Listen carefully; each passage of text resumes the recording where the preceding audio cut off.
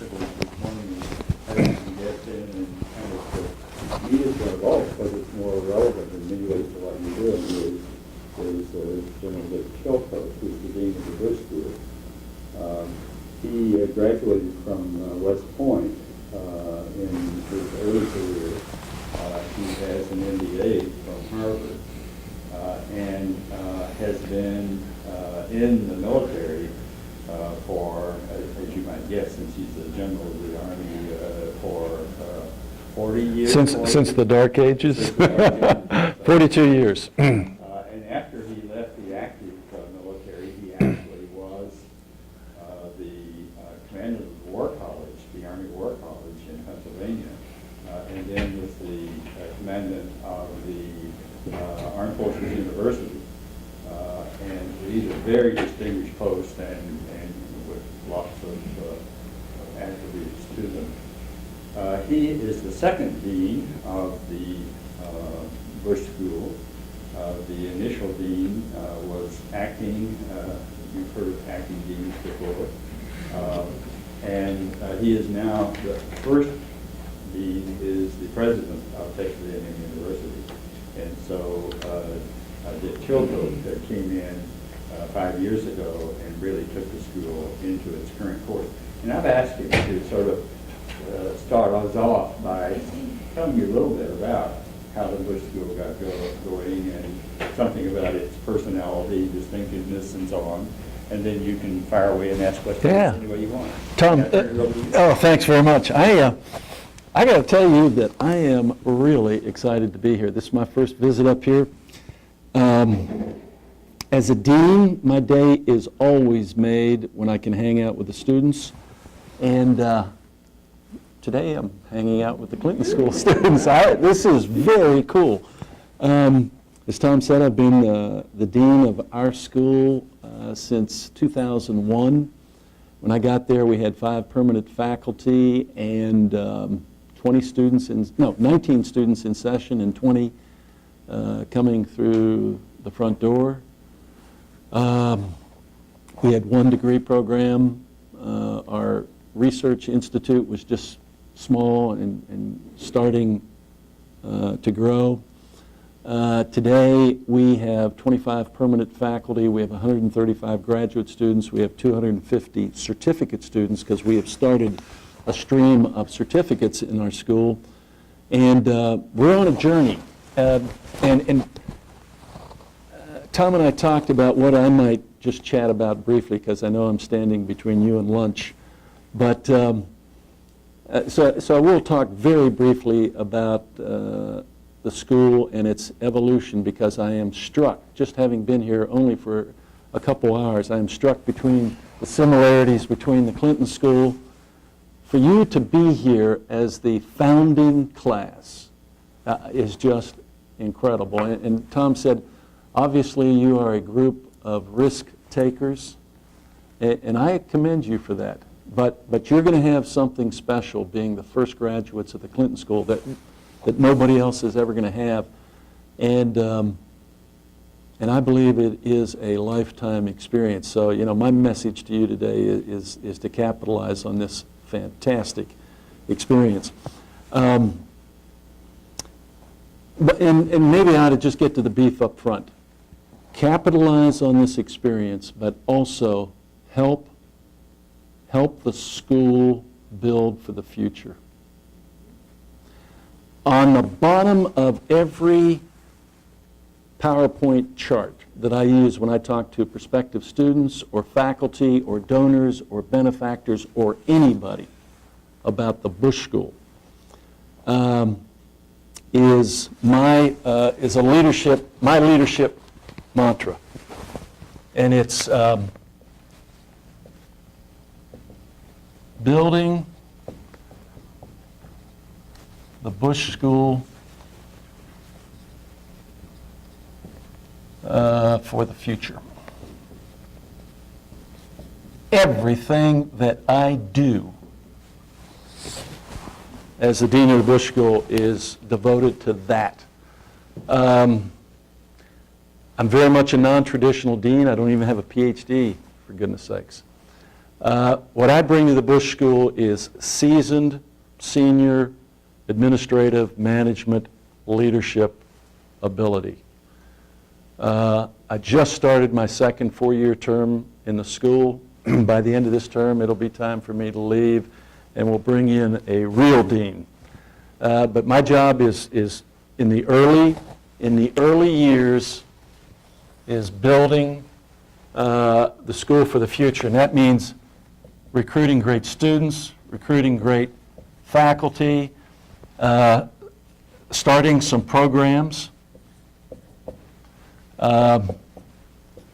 Very importantly, setting the right organizational climate and culture. I like to talk about senior leadership a lot. I like to talk about managing change a lot.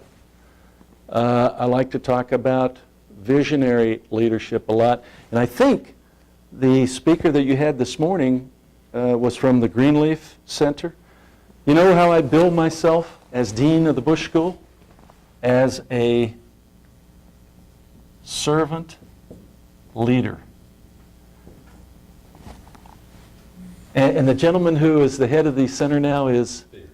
Yes, Mr. Spears, Larry Spears. I just met him in the hallway. I don't know him. I'm looking forward to talking with him at lunch, but I'm very familiar with Robert Greenleaf's work and what a servant leader is. And you know something? You're going to learn a lot about leadership and management here at the Clinton School. I would urge you to take this away as a model for your leadership, your stewardship, your management in the future. It is a fabulous model. Why? Because you are serving others and not yourself. And what a fantastic notion for young people like you to take away as you begin a lifetime of public service. And I'm very much aware that you already have considerable public service in your background. Yes, ma'am. What are the characteristics of the ideal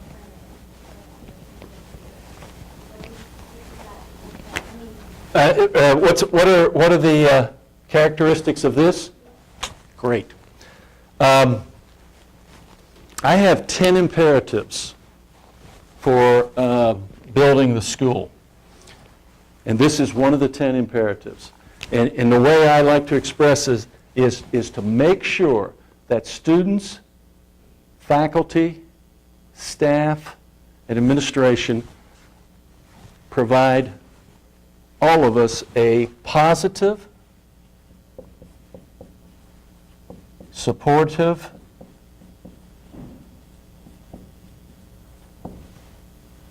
environment for us to perform our three core missions. At the Bush School, like any great academic institution, has three core missions: teaching, research, and service. Those are the three core missions. In fact, as the dean of the school, this is, how much time we got? As the dean of the school, as I just said, three core missions: teaching, research, and service, and these three should work together.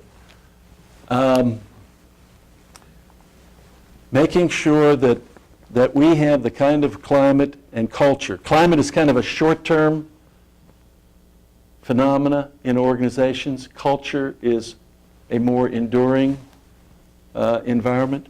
And so you got to work on the short term as well as the long term, and making sure that people can thrive and prosper. Students, faculty, staff, and administrators can thrive in this environment. Is all part of my job. Let me just say, we only have 213 graduates from the Bush School. Initially, we were pumping out 20 students a year. We are now at 60 students a year, and by the year 2010, we expect to be graduating 100 students a year, which I want to get another word out to you. Vision. I just mentioned the year 2010. Texas A&M is a great university. It's one of the two reasons I went to Texas. I'd spent 42 years in the Army, traveled all over the world, but I'm basically an East Coast person. For me to go to Texas. In fact, I meant to say howdy when I came in here because that's how we talk out there. Anybody here from Texas? Anybody from Pennsylvania, my home state? Okay. It was a big step to go out to Texas, but A&M is big, 45,000 students. 8,000 of those 45,000 are graduate students. Half of those 8,000 students are international students from 134 countries around the world. We just finished a $1 billion capital campaign to undergird what the university calls its vision, which looks out to the year 2020. If I forget to say this in the next 10 minutes, now, one of the things I'm going to encourage you, when you graduate from this school and you embark on your career, is to think visionarily. I think that's a word. And that means, just life has a tendency, because it's fast out there. Speed is one of the defining characteristics of the 21st century. And things have a tendency to get right here, and you end up working out of your inbox or looking at the next 24 hours. You have to be relentless. You have to be ruthless to make sure that you take a piece of every day to look, as I used to say in the Army, downrange, or look out into the future. And finding ways to do that, and exercising vision, putting a mark on the wall, which help you to answer the three great questions. What are the three great questions? 1, where are we?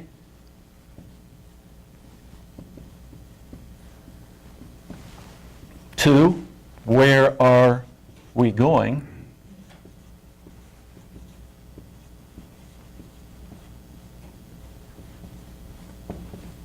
And 3 might be, how are we going to get there?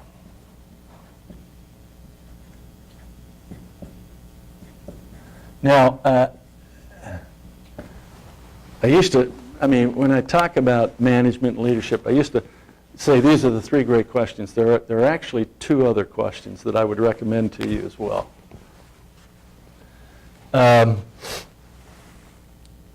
I'll put them in just a little bit smaller print. Where are we coming from?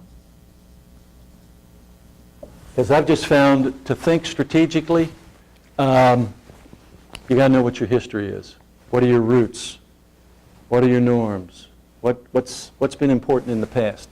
And then, of course, the 5th question, anybody want to guess what it might be? Why? That may be a 6th great question. I was going to say, how are we doing?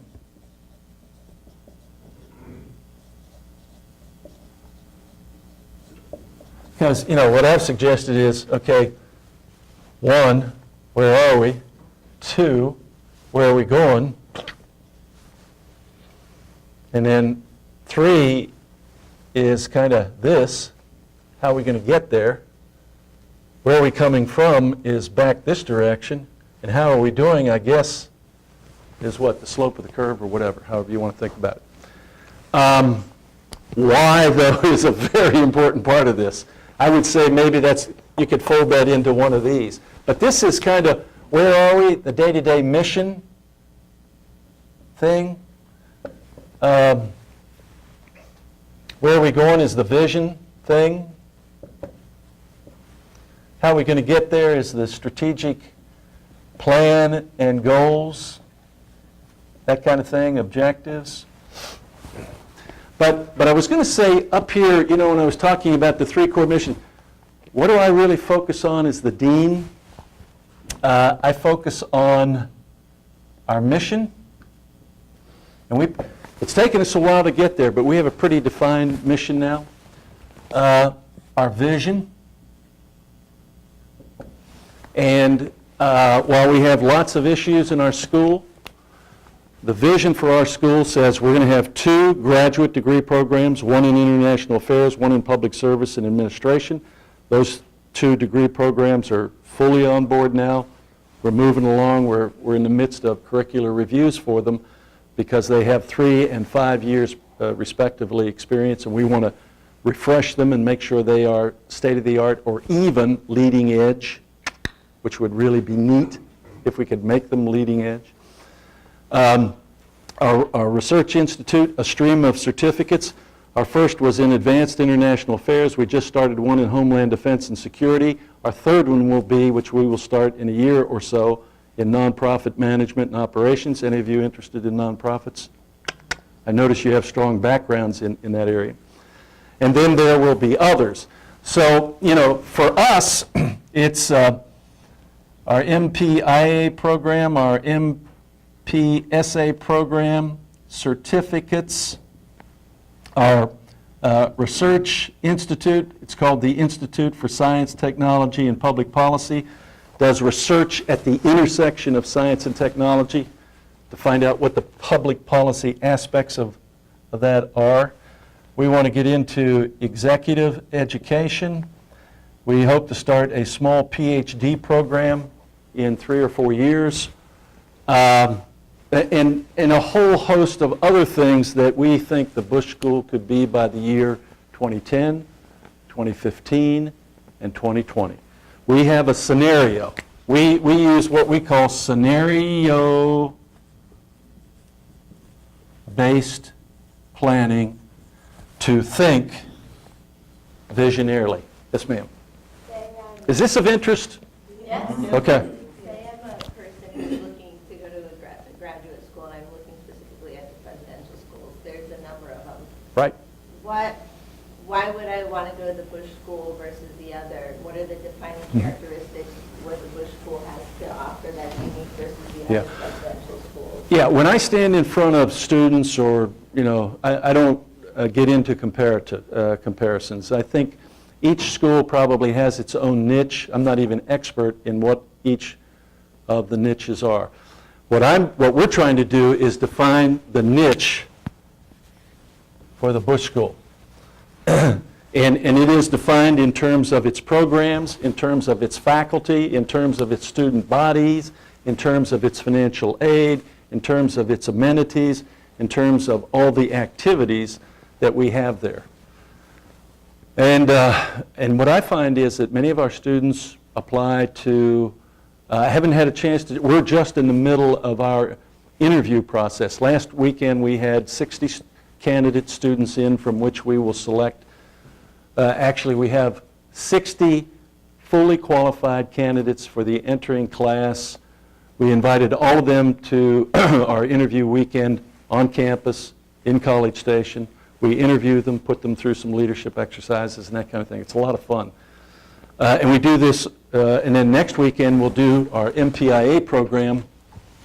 That allows the students to make choices about us, allows us to make choices about them, and make good decisions about the future.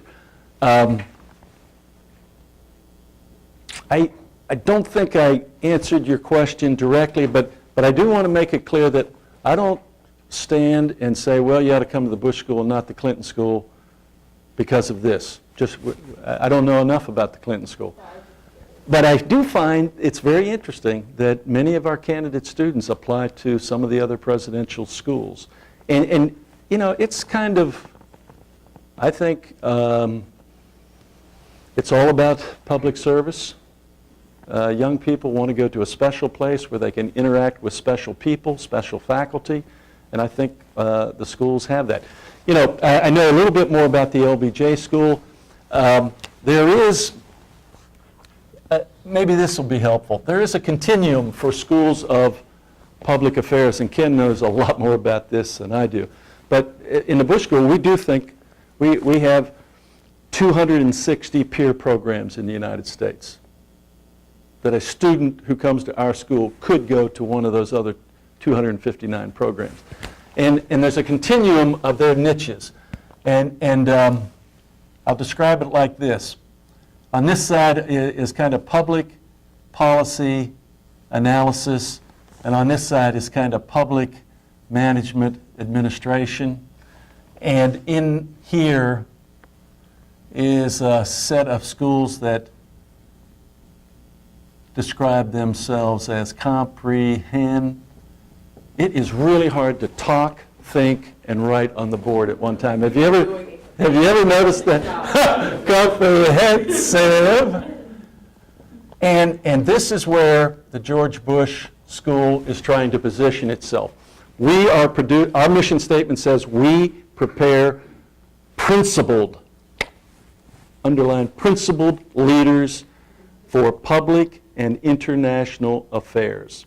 And so our philosophy is, if we have an orientation, it is towards this side, but you come to our school, you are going to get a lot of quantitative methods and analytical, because we want our managers and our leaders to be well equipped in terms of methods and analysis and be critical thinkers.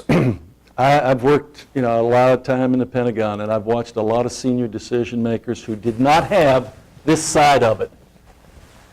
And some analysts, or maybe a team of analysts, would bring them a multi-billion-dollar program and sell them a multi-billion dollars worth of junk.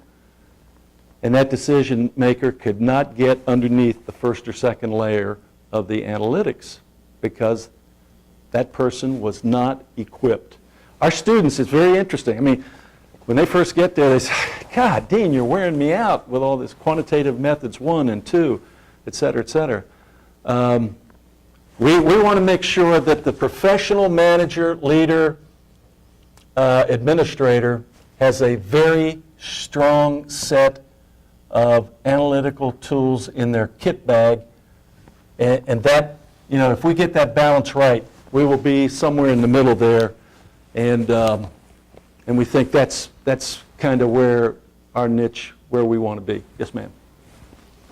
In reading about kind of the path of the school and where it began, I'm wondering in the early years, that time period when the school first opened and the 99 graduation of the inaugural students, what were some of the greatest challenges from that point to where you are now and kind of what you're laying out right here as what you've established as who you are and what you're trying to be? That gets right at what Tom and I thought might be useful. And really, it gets at really the bottom line message that I want to leave with you here in the next 5 minutes. You're talking about the Bush School class of 99, 00, a little bit 01. This is... I'm really talking about 99. Yeah. So between, and I'm assuming this is a 2-year program. Uh-huh. So between 97 and 99, the inaugural class graduated in Right. 99. Right. Because at least from my vantage point in this program, that is such a critical period in establishing identity and kind of laying the groundwork for those who will come later. And, I'm aware of what our challenges have been, and so I'm wondering what yours were, because I'm wondering what you did to overcome them, or what you didn't overcome in getting to this point. Yeah. I got the Bush School right there, and I'll just tell you, these were, I'm going to describe them as rough years.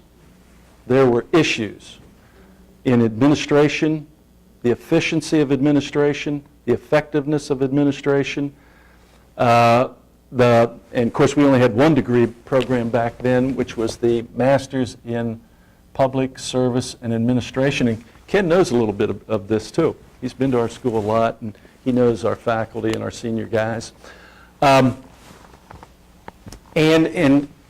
so there were issues,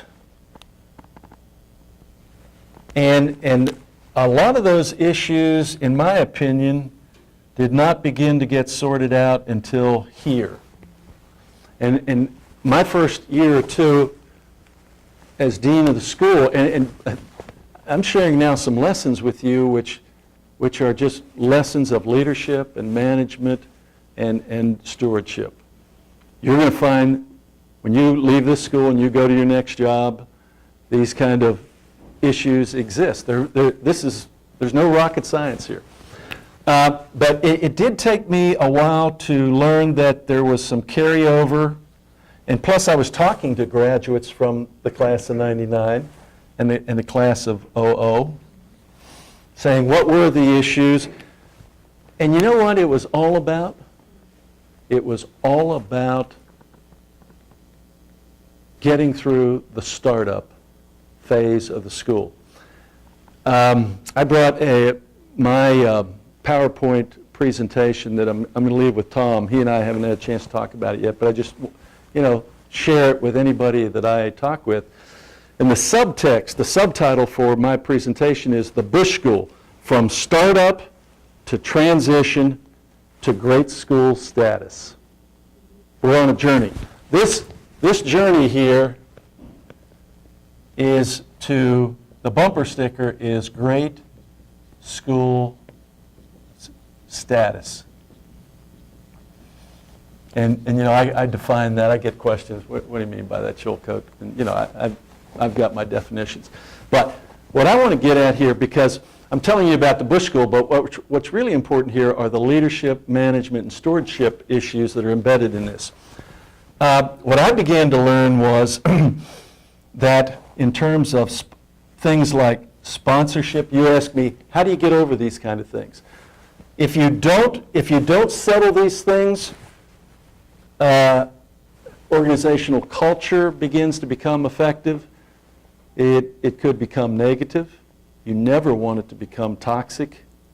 You want it to be positive. You want it to be supportive. So getting all this right, we deal with it in terms of sponsorship,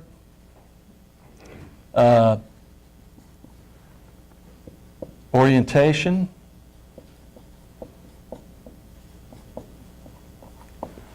and setting expectations. I'm going to be honest with you. Bush School students came in to these classes, they had expectations that the good Lord himself could never have satisfied. Plus, they were given tremendous financial aid. And to be honest with you, in the early years, Bush School students had a sense of entitlement. Now, you're going to get mad at me now, but that's okay, because you're probably never going to see me again anyhow. Early classes in the Bush School had a sense of entitlement that was unwarranted. Okay? Is this, I mean, what I'm doing right now probably is discussing the undiscussable. But I told Tom,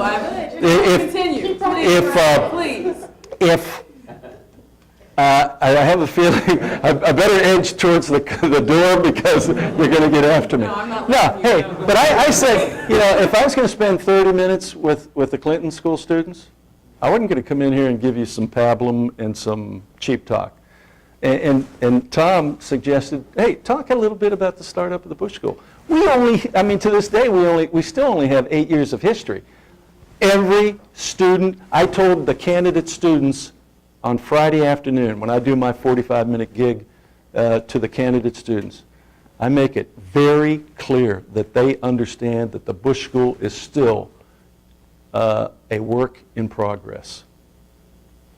And I told them, I promised them, as dean, I'm going to keep that pretty much transparent to you. As a student, and I'm hiring faculty at the same time. We're adding 3 associate professors, 1 in nonprofits, 1 in Chinese studies, 1 in national security affairs, to our ranks this year. I tell every one of them. You're going to have to deal with a little bit of inefficiency every once in a while. Now, we've got almost all the bugs worked out. You would hope so, but this is complex business. This is not amateur sport. building an institution from the ground floor up. You're going to have your chance to do it, and someday you will have great sympathy for Dean Bruce, Dean Chilcoat. This is hard work. Jeez. Okay, 42 years in the United States Army, several years in combat, flew helicopters. I've got every T-shirt you can. This is some of the hardest work I've ever done. Why? Because I have about 13 different sets of stakeholders and constituents that I have to satisfy and answer to. Yes, my first-line boss is the provost of the university, but that's the nature of this business. And you know what? You guys, you're going in the same kind of business, either government or public service or nonprofits. You're going to have to learn how to reconcile all of those contending viewpoints. That's what you're going to learn at this school, incidentally. And how to deal with all that, make sense out of it, create a realistic vision that almost all people can buy into, support, and help you move up this pathway. Just coming back for a second. If in the early years we had done a better job with the class of 99 and 00 in setting their expectations, in bringing them in, sponsoring them fully, and orienting them, we might not have had some of the issues that came up, in which really one thing we have done is we have gone back to these classes, kept them fully informed, let them know the progress that the school is making, and today those are just kind of distant memories. Now, the good news for those students was they knew when they graduated they had gotten a very, very fine education. And I have no doubt. What happens inside the classroom was not a big deal. That's not what I'm talking about. I'm talking mainly about the administrative aspects of the school and growing it. Plus, and I'm sure you guys see this, I mean, when you're in the midst of a presidential library center, the flow of VIPs and the people you meet and the opportunities you get, they're extraordinary. No other school around can replicate what we do, what you do. Tom just took me through the facilities here, and you'll outgrow this building quickly, but you'll come up with solutions for it. And space was the critical resource constraint for us up until 6 months ago, and we just recently relieved that. We've got enough space now in the Bush School to get out to the year 2010. What we want to have is 200 graduate students in session at that time, 100 in each of our degree programs, and so we've got the resources now to make that happen. Now here's the final point. Just okay. So I'm going to come back to where I started. As the founding class of the Clinton School, keep your expectations in check. Don't fall into the trap of feeling entitled to some overwhelming degree. Here's the attitude you should have. You need to help the dean, the administration, the faculty, and the staff. Don't sit back and just bitch about things that happen. If something happens bad, go to the right person, put it on their plate, they will address it, and they will fix it. If you sit back and whine and anguish and wring your hands, that doesn't help. You are not building the school, the Clinton School, for the future. In fact, I would argue that you are undermining the climate and culture which you need to have to nourish the school in its younger years and grow it. And of course, it's easy for me to stand up here and preach about this. You have to live day to day. They're probably working you like crazy. Bush School students come to me daily. Chilcoat, my God, you are working us to death. And I do worry about that. because these schools are not block checks. You are getting a great education, and then we throw all the other nice activities in on top of you, and it presents you a challenge. You have to help build this school for the future. You need to nurture it right now. We're through the nurturing process. My first year or two as dean, I'd have students in my office, and at that time we were so small, I let them in. We'd talk, and I have reviewed 213 graduates. I have reviewed every critique form, end of program form. I know what the gripes were and are, and I know your school has assessment mechanisms, and all of that is used by your administration, your faculty, it's a process of continuous improvement, but it's also a process of continuous transformation. That's the term I use with our students. Because I beg them, just like I am begging you, to help build the school. I'm not talking about operating the school. In leadership, there is a big difference between these two. Okay, I'm talking about building it. And a lot of building has to do with this climate culture kind of thing. What am I talking about? Anybody here read Daniel Goleman's book, Primal Leadership? Kind of the art of emotional intelligence and that kind of thing. In his book, he talks a lot about resonant leadership and dissonant leadership. And, I do. I look at the world through rose-colored glasses. I am the relentless optimist, okay? You got to be a dean of a new school. But when you practice positive leadership as opposed to practicing toxic leadership infects everybody in the organization. I'm a believer that positive leadership also infects everybody in the organization, but in positive ways. Doesn't mean you're Pollyannish, okay? Something breaks, you got to fix it. Something's inefficient, you got to make it more efficient. Something is ineffective, you got to improve its effectiveness. Okay, there's a lot here, but what was fun for me was, I told Tom coming up, I really did want to touch on the leadership thing with you because that's kind of my bag. It's what I enjoy talking about because it's part of your professional development. But I think what I've tried to do here is tell you a little bit about the Bush School and also throw in some leadership stuff. And I'd love to have had more interaction. I know I owe this gentleman a question. Catch me on the break.